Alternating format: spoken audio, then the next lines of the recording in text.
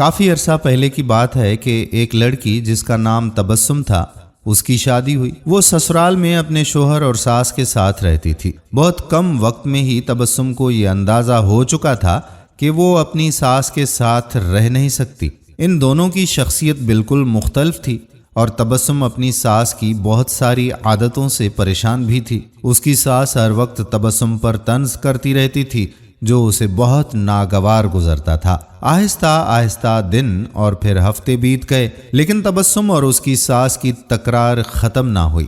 ان تمام نا اتفاقیوں نے گھر کا ماحول ہی خراب کر کے رکھ دیا، جس کی وجہ سے تبسم کا شوہر بھی بہت پریشان رہنے لگا۔ آخرکار تبسم نے یہ فیصلہ کیا کہ وہ اپنی ساس کا برا رویہ اور برداشت نہیں کر سکتی اور وہ اب ضرور کچھ نہ کچھ کر گزرے گی۔ تبسم اپنے باپ کے ایک بہت اچھے دوست احمد انکل کے پاس گئی جو جڑی بوٹیاں بیچتے تھے۔ تبسم نے انہیں ساری کہانی بتائی اور ان سے کہا کہ وہ اس کو تھوڑا سا زہر دے دیں تاکہ ہمیشہ کے لیے یہ مسئلہ ختم ہو جائے۔ احمد نے تھوڑی دیر کے لیے کچھ سوچا اور پھر کہا کہ تبسم، میں اس مسئلے کو حل کرنے میں تمہاری مدد کروں گا، لیکن تمہیں ویسا ہی کرنا ہوگا جیسا میں تمہیں کہوں گا۔ تبسم راضی ہو گئی۔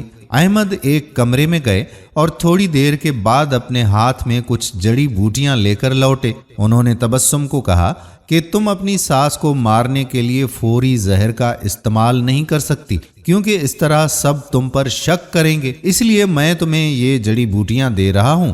یہ آہستہ آہستہ ان کے جسم میں زہر پھیلا دیں گی۔ ہر روز تم کچھ اچھا پکانا اور پھر انہیں کھانا دیتے وقت اس میں یہ جڑی بوٹیاں ڈال دینا، اور ہاں، اگر تم چاہتی ہو کہ کوئی تم پر شک بھی نہ کرے کہ تم نے انہیں مارا ہے تو تمہیں یہ خیال رکھنا ہوگا کہ تمہارا رویہ ان کے ساتھ بہت دوستانہ ہونا چاہیے۔ ان سے لڑائی مت کرنا، ہر بات ماننا اور ان کے ساتھ ایک ملکہ کی طرح برتاؤ کرنا۔ تبسم یہ سب سن کر بہت خوش ہوئی۔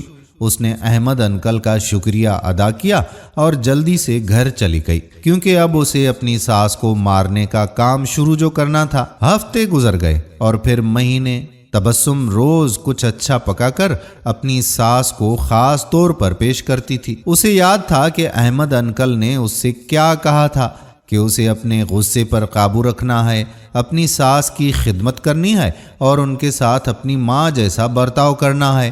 6 مہینے اس بات کو گزر گئے۔ گھر کا نقشہ تقریباً بدل چکا تھا۔ تبسم نے کوشش کر کے اپنے غصے پر قابو پانا سیکھ لیا تھا۔ اب اکثر وہ اپنی ساس کی باتوں پر ناراض اور غصہ نہیں ہوتی تھی۔ 6 ماہ میں ایک بار بھی اس کا اپنی ساس سے کوئی جھگڑا تک نہ ہوا، اور اب اسے وہ بہت اچھی لگنے لگی تھیں اور ان کے ساتھ رہنا بھی آسان لگنے لگا تھا۔ اس کی ساس کا رویہ بھی اس کے ساتھ بہت بدل گیا تھا اور وہ بھی تبسم کو اپنی بیٹیوں کی طرح پیار کرنے لگی تھیں۔ وہ اپنے سب ملنے والوں کے درمیان تبسم کی تعریفیں کرتی تھیں۔ تبسم اور اس کی ساس دونوں اب ایک دوسرے کو ماں بیٹی کی طرح سمجھنے لگی تھیں۔ تبسم کا شوہر بھی یہ سب دیکھ کر بہت خوش تھا۔ ایک دن تبسم پھر احمد انکل کے پاس آ گئی۔ ان سے کہنے لگی کہ آپ مجھے طریقہ بتائیں کہ کیسے میں اپنی ساس کو اس زہر سے بچاؤں جو میں نے انہیں دیا ہے۔ وہ بہت بدل گئی ہیں، میں ان سے بہت پیار کرنے لگی ہوں اور میں نہیں چاہتی کہ وہ اس زہر کی وجہ سے مر جائیں جو میں نے انہیں دیا ہے۔ احمد انکل مسکرائے اور کہنے لگے کہ تمہیں ڈرنے کی کوئی ضرورت نہیں ہے تبسم، میں نے تمہیں زہر نہیں دیا تھا، بلکہ جو جڑی بوٹیاں میں نے تمہیں دی تھیں وہ وٹامن کی تھیں تاکہ ان کی صحت بہتر ہو جائے۔ زہر صرف تمہارے دماغ میں اور تمہارے رویے میں تھا، لیکن وہ سب تم نے اپنے پیار سے ختم کر دیا ہے۔ دوستو، اگر ہم اپنے رویوں، اپنے اخلاق اور اپنی سوچ کو درست کر لیں تو کئی پریشانیوں، کئی بدگمانیوں اور اپنے آپ پر یا کسی دوسرے پر ظلم اور زیادتی کرنے سے بچ سکتے ہیں۔ اللہ تعالی ہماری بہنوں کو، ہماری بیٹیوں کو سیدھے راستے پر چلنے کی توفیق عطا فرمائے۔ آمین ثم آمین یا رب العالمین۔ دوستو، اگر ویڈیو پسند آئی ہو تو اپنی بہن بیٹیوں کے ساتھ کم سے کم اس ویڈیو کو شیئر ضرور کریں تاکہ یہ پیغام ان تک بھی پہنچ سکے۔ آنے والی ویڈیو تک اپنے میزبان قادر بخش کلہوڑو کو اجازت دیجیے۔